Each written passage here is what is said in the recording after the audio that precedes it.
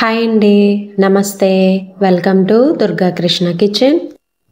బయట బండి మీద తీసుకుంటూ ఉంటాం కదండి. ఇడ్లీ పిండితో బోండా వేస్తారు. చాలా బాగుంటుంది టేస్ట్.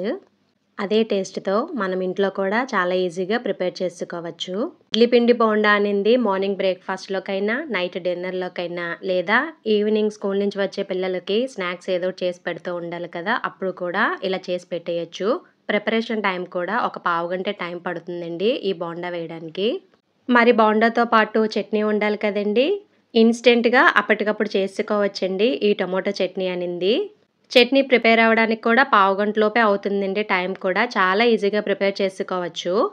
వీడియోలోకి వెళ్ళే ముందు మీకు గనక ఈ వీడియో నచ్చినట్లయితే తప్పకుండా వీడియోని లైక్ చేసి, షేర్ చేసి, కామెంట్ చేయండి. మీరు లైక్ చేయడం వల్ల ఈ వీడియో అనేది మరికొంతమందికి రికమెండ్ అయ్యే ఛాన్స్ ఉంటుంది. అలానే ఛానల్ని సబ్స్క్రైబ్ చేసుకుని పక్కనే ఉన్న బెల్ ఐకాన్ని కనుక క్లిక్ చేసినట్లయితే నేను పెట్టే ప్రతి వీడియో యొక్క నోటిఫికేషన్ మీకు వస్తుందండి. ఇంకా లేట్ చేయకుండా ఎంతో టేస్టీగా ఉండే ఇడ్లీ పిండి బోండా, దానితో పాటు టొమాటో చట్నీ తయారీ విధానం ఎలాగో చూసేద్దాం. టొమాటో చట్నీ కోసం ముందుగా స్టవ్ మీద ప్యాన్ పెట్టి హీట్ అయిన తర్వాత ఒక 2 స్పూన్స్ వరకు ఆయిల్ యాడ్ చేసుకోండి. ఎక్కువ అవసరం లేదు. దానిలోకి ఇలా కట్ చేసి పెట్టుకున్న పచ్చిమిర్చిని యాడ్ చేసుకోవాలి.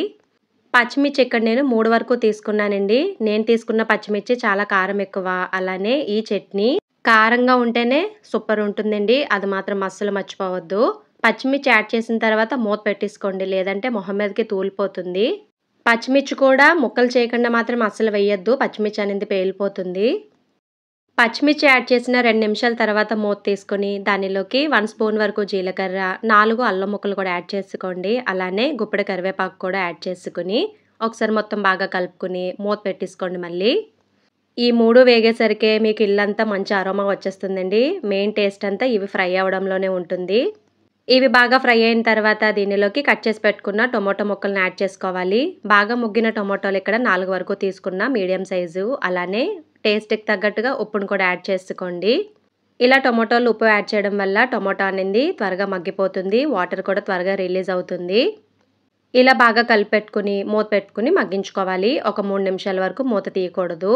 ఇది 3 నిమిషాల తర్వాత అండి. చూడండి, టొమాటో అనేది మనకి కలర్ చేంజ్ అయిపోయింది. అలానే టొమాటో కూడా చాలా సాఫ్ట్ అయిపోయి త్వరగా మగ్గిపోతుంది. ఈ చట్నీలో స్పెషల్ ఏంటంటే దీనిలో వేరుశనగ కానీ, గుల్ల శనగపప్పు, పచ్చిశనగపప్పు ఇవేమీ యాడ్ చేయము. అవి యాడ్ చేయకపోయినా సరే చట్నీ టేస్ట్ అనేది ఎక్సలెంట్గా ఉంటుందండి. ఒకసారి మీరు తప్పకుండా ట్రై చేయండి. ఇంట్లో అందరికీ నచ్చుతుంది చట్నీ అనేది. టొమాటో ముక్కలు బాగా మగ్గిపోయి ఇలా లైట్గా వాటర్ ఉన్నప్పుడు దానిలోకి బాగా దంచిపెట్టిన వెల్లుల్లి యాడ్ చేసుకోండి. ఒక హాఫ్ వెల్లుల్లి వరకు. తర్వాత చాలా తక్కువలో కొత్తిమీర యాడ్ చేసుకోండి. కొత్తిమీర అనేది చాలా తక్కువ వేయాలండి. ఎక్కువ వేసేస్తే అది మళ్ళీ కొత్తిమీర పచ్చడి అయిపోతుంది. మీకు టొమాటో పచ్చడి టేస్ట్ అనేది రాదు. ఇలా వెల్లుల్లి, కొత్తిమీర యాడ్ చేసిన తర్వాత ఒకసారి మొత్తం బాగా కలిపేసుకుని ఆ వాటర్ అంతా మగ్గేంత వరకు స్టవ్ హైలో పెట్టేసుకుని స్టవ్ ఆఫ్ చేసుకుని మూత పెట్టుకుని పక్కన పెట్టేసుకోండి. ఇప్పుడు దీన్ని చల్లారనిద్దాం. ఇడ్లీ పిండి బోండా కోసం ముందుగా వేరే గిన్నెలోకి పావు కప్పు వరకు బియ్యం పిండి తీసుకోవాలండి. అలానే పావు కప్పు వరకు మైదా పిండిని కూడా యాడ్ చేసుకోవాలి. దానితో పాటే టేస్ట్కి తగ్గట్టుగా ఉప్పును కూడా యాడ్ చేసుకోవాలి. అలానే 1.5 కప్పు వరకు ఇడ్లీ పిండిని తీసుకోవాలండి. ఈ ఇడ్లీ పిండి పుల్లగా ఉంటేనే బాగుంటుంది. అప్పటికప్పుడు వేసుకున్న ఇడ్లీ పిండి కంటే 2 రోజుల తర్వాత ఇడ్లీ పిండి లైట్గా పులుపు వస్తుంది కదండి, ఆ పిండి అయితే చాలా చాలా బాగుంటుంది. లేదా బాగా పులిసిన పిండి అయినా కూడా బాగుంటుందండి టేస్ట్ అనేది. పిండి యాడ్ చేసిన తర్వాత దీనిలోకి ఇలా అల్లాన్ని తురిమి వేసుకోండి. మనకి బయట ఏంటంటే అల్లం ముక్కలు వేస్తారు. పిల్లలకి తినేటప్పుడు అల్లం ముక్కలు, పచ్చిమిర్చి ముక్కలు తగినప్పుడు పెద్దగా ఇంట్రెస్ట్ చూపించరు కదా, అందుకని ఇలా తురిమి వేసుకోండి. లేదా బాగా దంచిపెట్టి వేసుకోండి ముక్కలు లేకుండా. ఒక పావు టీ స్పూన్కి తక్కువలో సరిపోతుందండి. ఇలా వేయడం వల్ల పిండి అనేది ఫ్లేవర్ బాగుంటుంది. తర్వాత 1 స్పూన్ వరకు జీలకర్ర, అలానే పావు టీ స్పూన్కి కొంచెం తక్కువలో వంట సోడాను కూడా యాడ్ చేసుకోవాలి.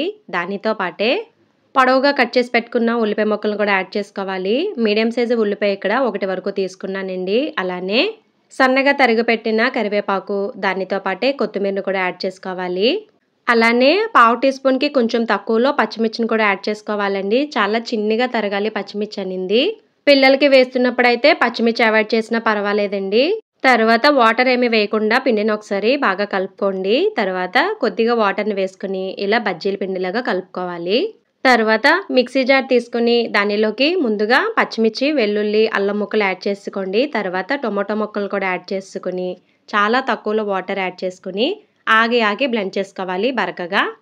ఇలా బరకగా అయితేనే బాగుంటుందండి పచ్చడి టేస్ట్ అనేది. ఈ పచ్చడి వేడి అన్నంలోకి చాలా బాగుంటుందండి. ఒకసారి ట్రై చేయండి. ఏ టిఫిన్స్‌లోకైనా కూడా చాలా బాగుంటుంది. నేను దీనిలో చింతపండు యాడ్ చేయలేదండి. బాగా ముగ్గిన టొమాటోలు తీసుకున్నాను కాబట్టి ఆ పులుపే సరిపోయింది.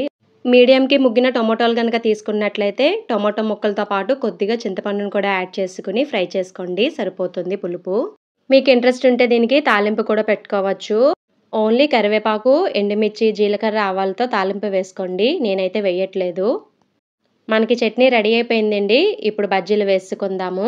డీప్ ఫ్రైకి ఆయిల్ పెట్టుకుని ఆయిల్ బాగా మరిగిన తర్వాత స్టవ్ మీడియంలో పెట్టుకుని ఇలా చిన్ని పునుగుల్లాగా వేసుకోవాలి.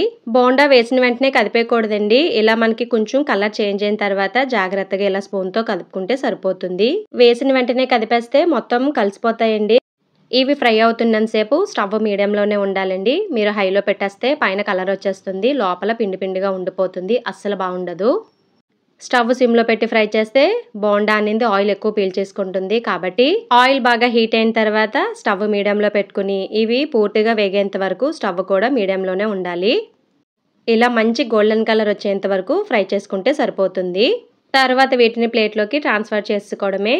అంతేనండి, రెడీ అయిపోయాయి ఎంతో టేస్టీగా ఉండే ఇడ్లీ పిండి బోండా.